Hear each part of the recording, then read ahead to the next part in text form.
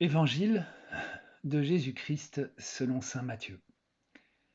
Après le Shabbat, à l'heure où commençait à poindre le premier jour de la semaine, Marie-Madeleine et l'autre Marie vinrent pour regarder le sépulcre. Et voilà qu'il y eut un grand tremblement de terre. L'ange du Seigneur descendit du ciel, vint rouler la pierre et s'assit dessus. Il avait l'aspect de l'éclair, et son vêtement était blanc comme neige. Les gardes, dans la crainte qu'ils éprouvèrent, se mirent à trembler et devinrent comme morts. L'ange prit la parole et dit aux femmes, vous, soyez sans crainte. Je sais que vous cherchez Jésus, le crucifié. Il n'est pas ici, car il est ressuscité comme il l'avait dit. Venez voir l'endroit où il reposait. Puis vite, allez dire à ses disciples, il est ressuscité d'entre les morts, et voici qu'il vous précède en Galilée. Là, vous le verrez. Voilà ce que j'avais à vous dire. Vite, elles quittèrent le tombeau, remplies à la fois de crainte et d'une grande joie, et elles coururent porter la nouvelle à ses disciples. Et voici que Jésus vint à leur rencontre, et leur dit, je vous salue.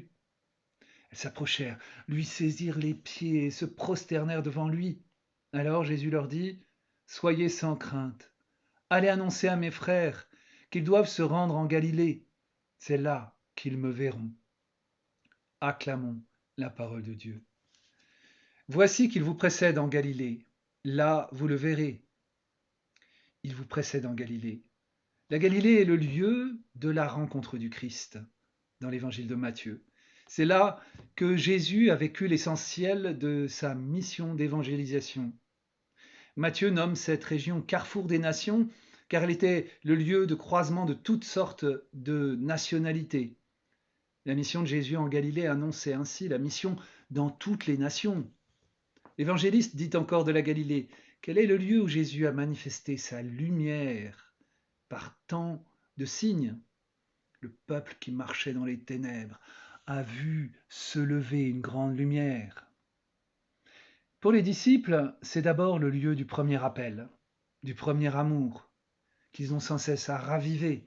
Au bord du lac, il a dit à Pierre et à André en train de pêcher, venez à ma suite et je vous ferai de vous des pêcheurs d'hommes.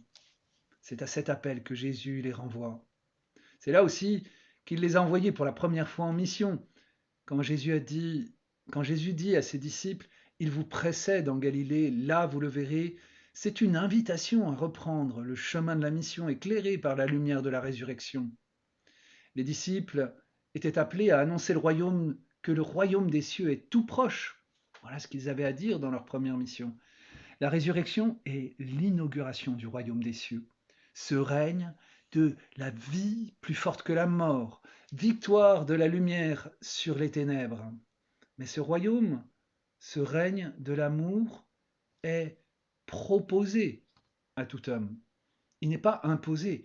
Jusqu'à la fin des temps, il est proposé et certains le refusent. Certains préfèrent, au moins à certains moments de leur vie, les ténèbres à la lumière. Mais la victoire de l'amour sur la haine, le mal et la mort est déjà acquise dans la résurrection. L'annonce de l'Évangile est habitée de cette victoire, quelles que soient les difficultés et les persécutions rencontrées. Jésus a vaincu le monde et il nous invite à quitter la peur. Soyez sans crainte. Allez annoncer à mes frères qu'ils doivent se rendre en Galilée, c'est là qu'ils me verront. C'est dans la mission, dans l'annonce de l'Évangile, plein de foi, que nous pouvons voir Jésus vivant. C'est vrai, j'en suis témoin depuis 20 ans maintenant dans ma mission de prêtre.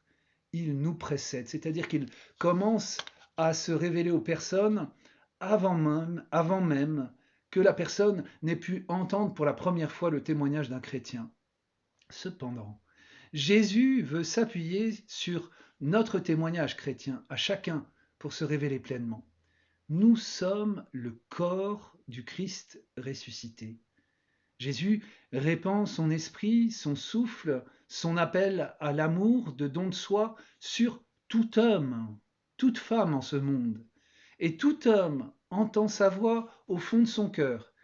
Comment? C'est l'appel au don gratuit de soi et au pardon, l'appel à aimer en vérité. Mais c'est l'Église qui révèle le visage de cette voix. Ce sont les missionnaires qui témoignent. La voix que tu entends, l'appel à aimer qui est là au fond de toi, c'est celle de Jésus ressuscité. Il est le visage de l'amour de Dieu. Tu peux le connaître personnellement, tu peux le rencontrer et vivre ta vie en sa présence. Confie-toi à lui. Il est prince de la paix, conseiller merveilleux, Dieu fort, Père à jamais. Si tu ne sais pas comment engager ta vie dans l'amour, dans cet appel à aimer, demande conseil à Jésus. Il t'éclairera, il te guidera. Le double miracle de la mission. C'est là qu'ils me verront, dit Jésus, en Galilée, là où il nous précède. La mission permet aux aveugles de voir Jésus, à ceux qui ne le connaissaient pas, à ceux qui le connaissaient que par cette voix de l'esprit d'amour en eux, encore sans visage dans leur cœur. La mission rend Jésus visible, mais aussi bien pour ceux auprès de qui le missionnaire témoigne que pour le missionnaire lui-même. Voilà le double miracle de la mission. Le missionnaire qui témoigne Jésus est vivant le fait souvent encore avec une part de doute en lui. C'est vrai, il est vivant pour moi, mais... Et Jésus se donne à voir et vient faire grandir dans la foi et le missionnaire et ceux à qui il s'adresse.